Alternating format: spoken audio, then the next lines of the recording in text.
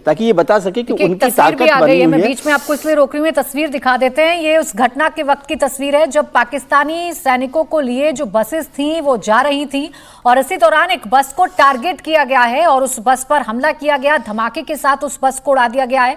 और बीएलए कह रही है, ये दावा बीएलए की तरफ से किया जा रहा है कि 90 सैनिक पाकिस्तान के सवार थे इस बस में जिसे हमने निशाना बनाया है। ये देखिए कितना जोरदार धमाका हुआ है। ये बसें जा रही हैं और इसी बीच एक बस को टारगेट करके हमला किया गया है। हालांकि ऐसी घटना भारत में भी हुई थी, उसमें भी कई जवान हमारे शहीद हुए थे। पुलवामा अटैक पूरा देश अभी तक भूला नहीं है और इसी अंदाज में बीएलए ने ये अटैक किया है। पाकिस्तान आर्मी की बसेस जा रही थी, क्वेटा से ये बसेस जा रही थी और इसी दौरान जोरदार धमाका होता है, एक बस को टारगेट किया जाता है। और ये तस्वीरें तो आप कम से कम झूठ नहीं बोलेंगी, पाकिस्तान बेशक एक्सेप्ट ना करे, लेकिन ये तस्वीर, इतना तेज धमाका, बस के परखच्चे उड़ गए। आसपास का इलाका भी आप देखिए कि उस धमाके के साथ पूरा आसपास का जो इलाका है वो दहल उठा।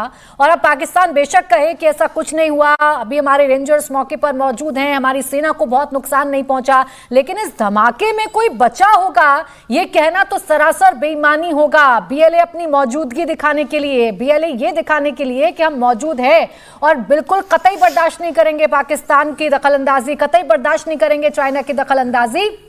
इसीलिए एक के बाद एक हमला पाकिस्तान की तरफ से किया जा रहा है। अब इन तस्वीरों को देखकर तो कम से कम झूठ ना ही बोले पाकिस्तान, बेहतर होगा।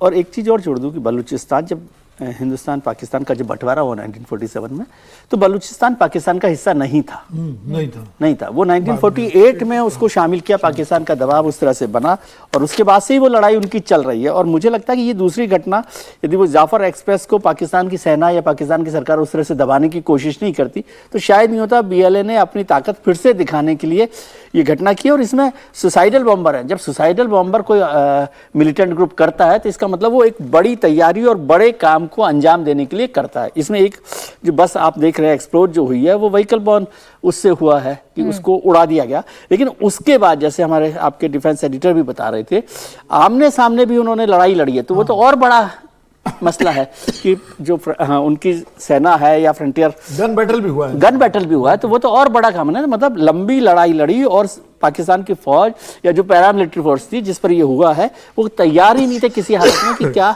हो रहा है। और ये भी क्वेटा से हुआ है। अब जाफर एक्सप्रेस भी क्वेटा से पेशावर जा रही थी, तो वो पूरा इलाका वहां पर है और नॉर्थ वेस्ट।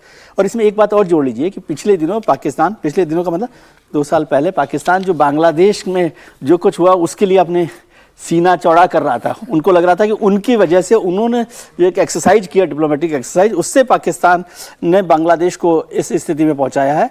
तो उसका भी हट जाना कहीं ना कहीं तो भुगतना ही पड़ता है। स्पष्ट है।